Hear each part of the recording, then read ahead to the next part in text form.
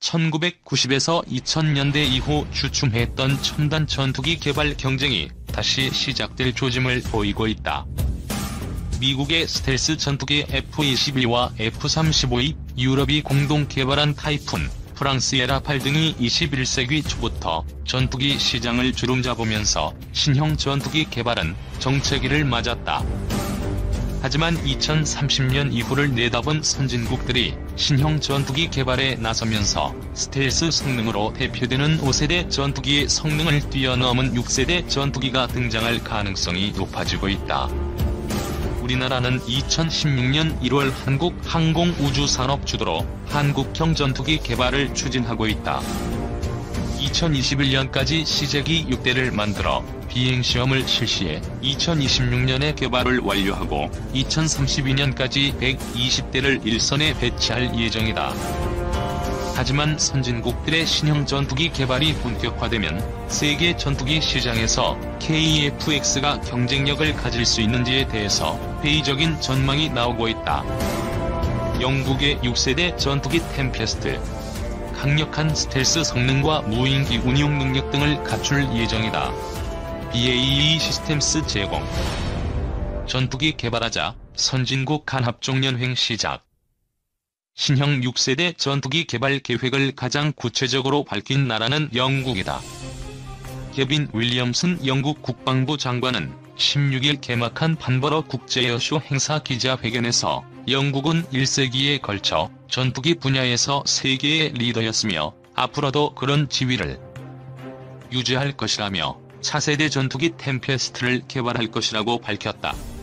템페스트 개발에는 영국 방산업체인 BAE 시스템스와 항공기 엔진 제조업체 롤스로이스, 영국 이탈리아 합작 방산업체 레오나르도, 유럽 미사일 업체 MBDA가 참가한다. 공개된 외형으로 볼 때 템페스트 전투기는 미국 차세대 전투기 사업에서 록히드 마틴 F-35에 패했던 보잉의 X-32와 일부 유사한 부분이 있다. 터키가 개발을 추진 중인 TF-X 전투기 컨셉과도 비슷한 점이 있다. 템페스트 전투기는 유인 비행 외에도 드론을 원격 조작하는 방식으로 무인 비행도 가능하도록 할 예정이다. 평면으로만 접하던 정보를 가상현실 기술을 적용, 3차원으로 구현하고 현재보다 진보된 기술을 적용한 전자장비를 장착하고 생산 방식도 디지털화될 전망이다.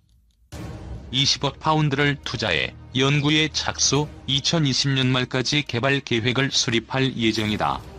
필요한 기술은 2025년까지 확보하게 된다. 템페스트의 특성을 장려한 그래픽. BAE 시스템스 제공. 영국 정부는 다른 나라와의 공동 개발도 고려하고 있다. 브렉시트로 인해 냉전 시절 제규어 공격기나 타이푼 전투기처럼 프랑스, 독일, 스페인 등과의 공동 개발이 여의치 않은 상황을 감안 차세대 전투기 개발 움직임이 공개되지 않은 스웨덴 사부가 공동 개발 파트너로 거론되고 있다. 유럽연합의 양대 축인 프랑스와 독일은 차세대 전투기 공동 개발을 선언했다. 에마뉘엘 마크롱 프랑스 대통령과 앙겔라 메르켈 독일 총리는 19일 프랑스 주도로 차세대 전투기 공동 개발을 추진하기로 합의했다. 프랑스 다소와 유럽 에어버스는 지난 4월 차세대 전투기 개발 참여에 합의했지만 사업 주도권에 대해서는 합의하지 못했다. 미래 전투 항공체계 사업으로 명명된 이 사업을 프랑스가 주도하면 프랑스 최대 방산업체이자 세계적인 항공우주산업체인 다소의 역할이 크게 늘어날 전망이다. 다소는 프랑스 공군 라팔 전투기를 만들고 있다. 양국은 기술 실증기를 최대한 빨리 개발해 2025년 시험 비행을 실시해 2040년까지 완성한다는 방침이다. 이후 라팔과 타이푼 전투기를 대체하게 된다. XE 기술 실증기를 만들었던 일본은 국제 공동 개발을 타진하고 있다. 일본은 미국 보잉과 유럽 에어버스로부터 제안을 받았지만 미국 록히드 마틴의 제안이 가장 부합한다고 판단하고 있다. F-22의 높은 스텔스 성능과 초음속 비행 능력에 F-35의 네트워크 능력을 결합한 록히드 마틴의 제안이 실현되면 동북아시아의 제공권을 장악할 수 있다. 다만 대당 비용이 200억엔에 달하는 것이 문제다. 일본 방위성이 예상한 150억엔을 초과하고 있어 재무성 등에서는 비용 절감이 필요하다는 입장인 것으로 알려졌다. 방위성은 올해까지 검토를 거쳐 국내 개발과 국제 공동 개발, 해외 수입 방안 중 하나를 선택할 예정이다. 우방국들의 전투기 개발 시도가 이어지자 미국은 F-35A를 앞세워 견제에 들어갔다. 도널드 트럼프 미국 행정부는 유럽 국가들이 무기를 자체 개발하지 않고 미국제 무기를 도입해 군사력을 증강하기를 원한다. 독일 공군의 토네이도 전폭기 대체 사업에서 미국은 F-35A를 독일이 구매하기를 원하고 있고 독일군도 F-35A에 긍정적이다. 하지만 독일 내 공장과 일자리, 항공우주 산업을 떠받치는 에어버스의 위상을 감안하면 타이푼을 구매해야 한다. 미국은 영국에도 E-737 조기경보통 제기를 판매하려 하고 있어 항공산업 기반 유지와 자주적 국방정책을 추구하는 유럽과의 각축전이 치열해질 전망이다. 전투기 시장 각축전 격화, 한국 KF-X 살아남을까?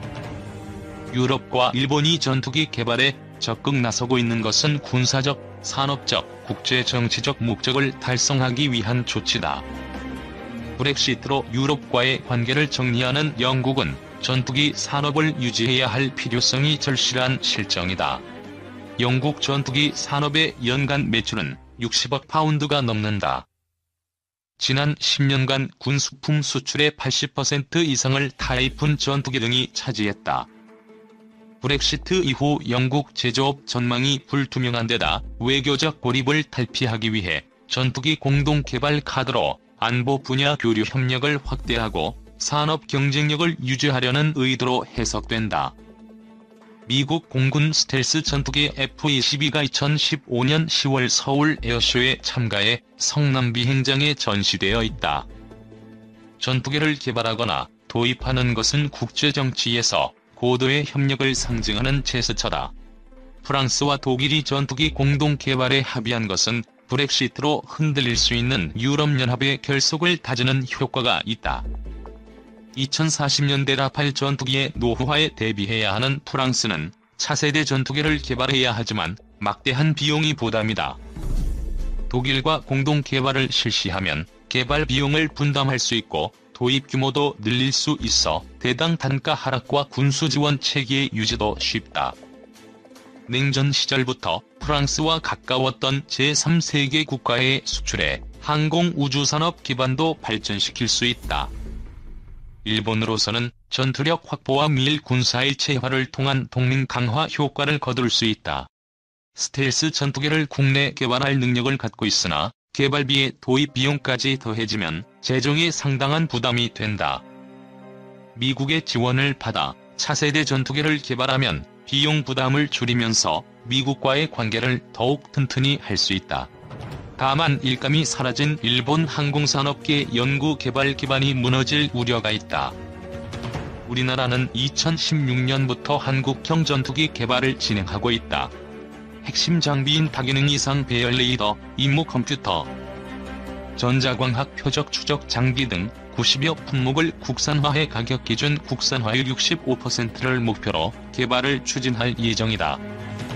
최근 공개된 한국형 전투기 상승도 무장과 전자장비가 외부에 장착되어 있어 스텔스 성능의 한계를 보인다. 방위사업청 제공. 카이가 진행하고 있는 설계 작업이 진척을 보이면서 전체적인 형상이 드러나고 있다. 겉으로 보면 F-22와 유사하지만 스텔스 성능은 5세대 전투기보다도 낮을 가능성이 적지 않다. 방위사업청이 공개한 형상에 따르면 적외선 탐지 및 추적 장치와 전자전 보드, 안테나 등 전자장비 상당수가 외부에 노출된 상태다. 스텔스 성능을 높이려면 F-35처럼 주요 장비들을 기체 내부에 탑재해야 한다. 5세대라기보다는 스텔스 기능이 일부 추가된 4.5세대 전투기라는 말이 나오는 이유다. 이를 해결하기 위해서는 블록 2나 블록 3 개발이 필요하지만 군에서는 아무 언급이 없다.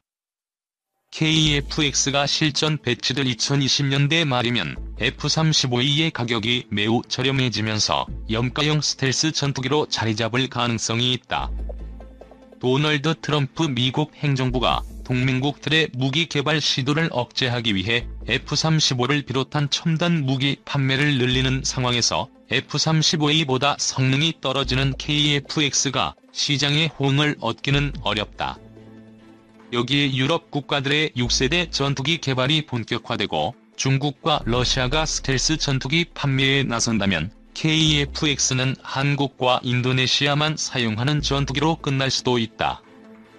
KF-X가 한반도 하늘을 누빌 때 유럽과 일본 하늘에서 드론을 원격 조종하는 6세대 전투기가 날아다닌다면 국제 경쟁력은 물론 유사시 제공권 다툼에서도 밀릴 수 있다. 선진국에 비해 부족한 기술과 예산 사정을 감안 스텔스 성능을 높일 수 있는 KF-X 블록2와 블록3 개발 계획을 지금부터 세워야 하는 이유이기도 하다. 6세대 전투기 한 대가 무인기 20대 거느리며 홍격. 미국 국방부가 2016년부터 5세대 전투기를 대체할 6세대 전투기 개발 사업을 본격화한다. 미 국방부 산하 국방고등연구기획국은 최근 공중주도권 구상 연구를 완료한 뒤 6세대 전투기가 레이저 등 지향성 에너지 무기, 광대역 스텔스 기술, 유무인 전투기 체계 자율 통합, 적응형 가변, 사이클 엔진, 질화갈륨 항공 전자장치 및 전자전체계 등이 도입될 것이라고 방향을 제시했다. 미국과 거의 동등한 수준에 도달한 중국 등 군사 경쟁국들의 반접근 및 지역거부 전략에 맞서 미국이 태평양 상주 세력으로 남기 위한 조치로 풀이된다. 국방기술 품질원이 이달 초 발간한 국방과학기술정보 최신호는 이 같은 내용을 골자로 한 타포의 장거리 연구, 개발기획 사업 보고서를 전했다. 또 미 국방부 프랭크 켄달 획득 책임자의 말을 인용, 2016 회계연도 예산 요청안에 항공우주혁신 구상에 따른 6세대 항공기 개발 예산이 책정될 예정이라고 밝혔다. 향후 수년간 6세대 항공기 개발에 5억 달러가 편성될 예정이다. 지향성 에너지 무기인 레이즈 무기와 관련 해공군과 타포는 항공기에 장착되는 100에서 150kW 범위의 고에너지 고체, 액체 레이저 연구를 동시에 진행 중이다. 미노스럽그럼은 사는 자체 개발한 X-47B 무인 항공기를 기반으로 꺾인 연형상의 기동성을 갖춘 광대역 스텔스 항공기를 설계하고 있다. 미 보잉사도 이와 유사한 꼴이 없는 전투기 F/A-XX 개념을 연구 중이다. 해공군은 인공지능을 통해 유무인 전투기를 통합한 전투체계를 구상하고 있다. 유인 전투기 한 대가 원격 조종 저비용 무인 항공기 스모델을 이용해 공격하는 형태다. 무인 항공기는 표적 획득 정보를 제공하면서 미사일 운반 장치 역할을 한다. 가변 사이클 엔진을 장착한 6세대 전투기는 현행 터보팬 전투기에 비해 운항거리가 25에서 30%, 추력이 최대 10% 상승된다. 기술은 어디까지 발전했을까? 서울경제서밋 드론 전문가로 손꼽히는 심현철 카이스트 전기 및 전자공학부 교수와 안티-드론 사업을 펴고 있는 김보람 STX 전략사업팀 과장을 만나 드론 전쟁 이야기를 물어봤다. 큐. 2019년 개봉한 영화 엔젤 해즈 폴른에서 안면 인식 기능이 장착된 스웻 드론이 대통령을 암살하려고 합니다. 이러한 가상 시나리오가 어디까지 실현 가능하다고 보시나요? 심현철 카이스트 전기 및 전자공학부 교수, 영화는 물론 가상이지만 할리우드 영화는 특히나 이런 기술들이 어느 정도 가능한지 상상해서 현실적으로 만들긴 해요. 큰 틀에서 무인 항공기가 원격해서 공격한다는 것은 충분히 가능하죠. 사실 올해 초 이란 군부 실세인 거셈 솔레이마니 사령관을 제거했던 MQ-9 리퍼 드론에서 주목해야 할 것은 공격에 사용된 폭탄이에요.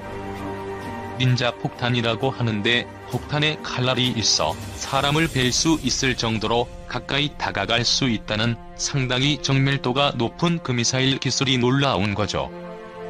지난해 사우디 유전을 폭격한 드론은 사실 되게 원시적인 드론이에요. 원격으로 좌표를 입력한 뒤 목표 지점에 가서 폭발해라 하는 것은 사실 쉬운 기술이거든요. Q. 전쟁에서 드론을 활용했을 때 장점은 무엇인가요? 심교수 무인 항공기가 격추되면 항공기가 격추될 뿐이고 조종사가 잡혀서 인질로 쓰이는 일은 없겠죠. 불필요한 인명을 걸 필요가 없다는 것이 장점이 될 수 있습니다. 또한 사람이 감당하기 어려운 긴 시간의 임무를 수행할 수 있다는 건데요. 요즘에 무인 항공기들은 올라가면 하루 이상 비행할 수 있거든요. 글로벌 시장 조사 전문기관 마켓앤 마켓이 발표한 2018년 세계 군용 드론 시장 6터킬이라에는 4개의 미국 업체와 2개의 이스라엘 업체가 선정되기도 했다. 이스라엘은 유일하게 미국과 어깨를 나란히 할 수 있는 세계적인 드론 초강국이다. IAI 하록은 대표적인 이스라엘 공격용 드론이다. 무인기 자체가 폭탄이다. 채공 비행을 하다가 목표에 자폭하도록 설계되어 있다. 땅이나 군함 등에서 발사되며 항공기에도 장착이 가능하다. 중국의 CH-7, 2년 전 중국 국제항공 우주박람회에서 공개된 스텔스 드론이다. CH-7은 13,000kg 중량으로 비행할 수 있어 24개의 미사일을 장착한 채 이륙이 가능하다. 또한 10에서 13km 고도에서 마하 0.5의 속도로 15시간이나 비행할 수 있다고 한다. 최근 터키에서는 돌격 소총을 장착한 드론인 송가르를 최초로 개발했다. 장착된 카메라로 적을 발견하고 돌격용 소총으로 적을 제압한다. 만약 AI 기능이 탑재된다면 미래 전쟁에서 사람보다 무서운 존재가 될 수 있다. Q. 공격 무기로서 드론은 어떤 존재감을 지니고 있나요? 심교수 미국이 90년대부터 실용화해서 지금도 현역으로 쓰고 있는 것들이 프레데터랑 리퍼가 있죠. MQ-9 리퍼는 MQ-1 프레데터를 사이즈업해서 만든 비행기인데 여기다가 헬파이어 미사일 같은 것을 장착해서 쏘기 시작한 거죠. 최근에는 무인 항공기를 본격적으로 전투기로 만들어보겠다는 이야기도 나오고 있는데 현재 전력화된 것은 정찰기 외에는 없어요. 그런데 우리가 아는 게 다 아니잖아요. 오바마 행정부 때 이란에서 납포된 미군 정찰기가 있었는데 RQ-170이라고 그 비행기는 존재를 전혀 몰랐어요. 이란에 납포한 다음에서야 알았어요. 그러니까 기술적으로 봤을 때 무인 공격기는 지금도 만들 수 있고요. 다만 이것을 전력화하는 데에 있어 다양한 문제들이 있고 국제법상으로 허용이 되느냐 같은 이슈들도 있어 아직까지 실용화는 안 하는 걸로 알고 있습니다. 대신 국제법에서 자유로운 국가들, 극단적인 테러 집단들이 공격 드론들을 만들어서 쓰고 있는 현실이죠. Q. 전 세계 군사 강국들이 드론 무기 개발에 적극적인 이유가 있나요? 심교수 이스라엘은 상시적으로 소규모 전투가 일어나고 있기 때문에 거기서 활용될 수 있는 무인기를 만들고 활용하는 데 있어서 상당히 적극적이에요. 국제법에 저촉되는 상황도 생기는데 자기네 안보를 위해서라면 별로 아랑곳하지 않습니다. 최근에는 중국이 군사 강국으로 떠오르고 있어요. 중국이 기본적으로 군사과학적인 기술도 우수하기 때문에 중국은 군용 항공기급의 드론이라든가 소형 드론이라든가 하는 개발을 다 잘할 수 있고 또 이미 잘하고 있는 나라라고 생각됩니다. 안티드론 전문가 3.5km 초소형 드론 탐지, 레이저빔으로 격추. 미국 국방연구정보발전협회가 발간한 대드론 방호체계 전략보고서에 따르면 미국 국방성은 지난해 안티드론 기술 개발에 예산 9억 달러를 쏟아부었다. 대표적인 미국 방산업체인 로키드마틴은 지난해 11월 레이저 빔으로 적드론을 격추시키는 아테나 시스템 성능 시연회를 성공리에 마쳤다. 이스라엘은 지난 2월 안티드론 드론돔의 실사 영상을 공개했다. 드론돔은 자동차 위에 장착된 레이저 빔인데 3.5km 이내에 있는 초소형 크기의 드론까지 탐지해 격추시킨다. Q. 안티-드론 기술이란 어떤 것을 말하나요? 김보람 STX 전략사업팀 과장. 안티-드론은 크게 탐지와 무력화라는 두 가지 분야로 이루어져 있습니다. 탐지에는 기본적으로 레이더나 라디오 전파, 드론과 조종자 간이 통신 전파를 탐지하는 방식이 있습니다. 이를 보조하는 것은 고성능 카메라, 군용 카메라 같은 것으로 탐지된 드론을 식별하는 기술들이 활용되고 있죠. 무력화 부분에는 전파를 교란해서 소프트하게 전자적 방식으로 무력화하는 것이 있고, 그물포를 쏜다거나 화기를 발사해서 실제로 침입한 드론을 파괴하는 하드킬 방식, 이렇게 두 가지로 나누고 있습니다. Q. 안티-드론 기술은 언제부터 발전하기 시작했나요? 김 과장. 2014년도에 이라크에서 미군이 작전을 하는데 소형 무인기가 폭탄을 떨궜던 거예요. 그런 사고가 있고 난 뒤부터 미국이 처음으로 소형 무인기를 위협으로 인식하고 이걸 어떻게 하면 대응할 수 있을까를 연구하기 시작했습니다. 안티-드론의 시작은 사실 전쟁에서 비롯된 거죠. 기본적으로 미국과 이스라엘을 중심으로 안티-드론 기술이 발전되고 있습니다. 미국은 중동에서 지금 실제 위협을 마주하고 있고, 이스라엘도 주변 국가로부터 계속해서 드론 공격을 받고 있기 때문에 그 국가들의 주요 방산 업체에서 드론 탐지와 드론 무력화하는 기술들이 중점적으로 발달해 있고, 사실 전 세계적으로 가장 기술 수준이 높아요.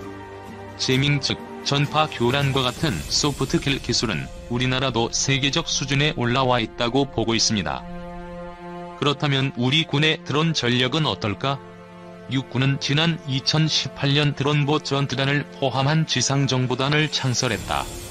드론을 조종할 수 있는 드론 운용 및 정비병을 특기병으로 선발하고 있기도 하다.